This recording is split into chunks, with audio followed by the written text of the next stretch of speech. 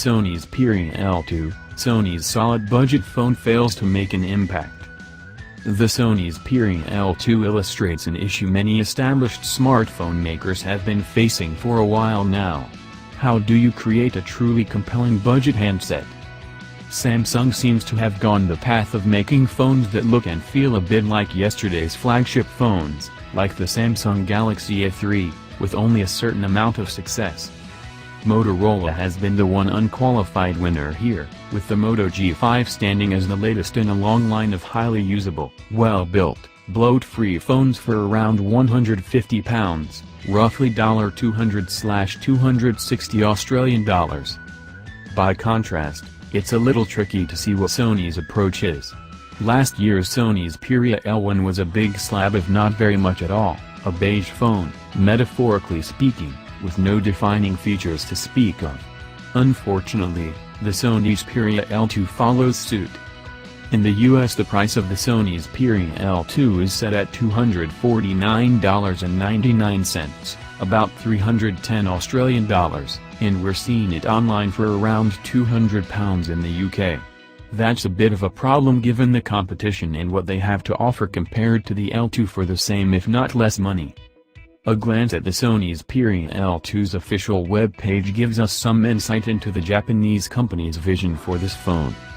It leads with a mention of the Xperia L2's super-wide selfie capabilities, which are enabled by the phone's 8MP 120-degree front-facing camera.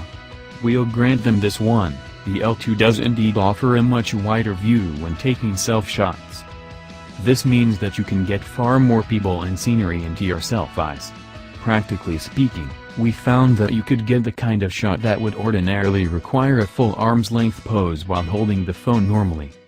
Those who have strained necks and shoulder muscles in the pursuit of a properly framed selfie should take note. Indeed, capable photography seems to be Sony's biggest selling point with the Xperia L2, as it next mentions the phone's 13MP rear camera.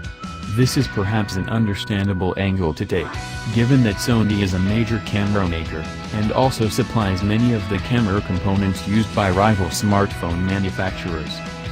We'll go into the camera's performance in more detail a little later, but right now we'll say that the results aren't particularly outstanding.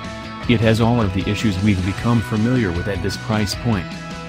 One key feature that was conspicuous by its absence in the Sony Xperia L1 was a fingerprint scanner, so it's good to see that Sony has addressed it with the L2. It's located on the back of the phone in a reasonably comfortable position, just below the camera. However, it's not the quickest or the most reliable example we've used even at this price point.